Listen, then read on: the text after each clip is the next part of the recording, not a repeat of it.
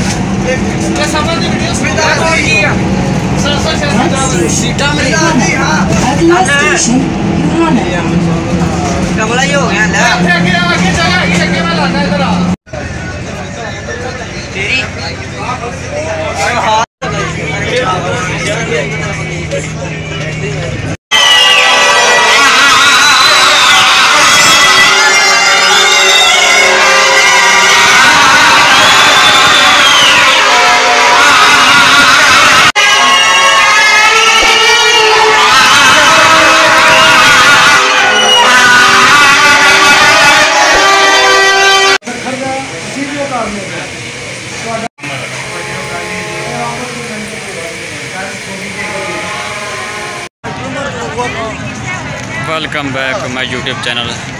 देखकर आप सकते हैं पहुँचे हैं हम मिनार-ए-पाकिस्तान में। वीडियो पसंद आए तो लाइक और शेयर ज़रूर कीजिएगा।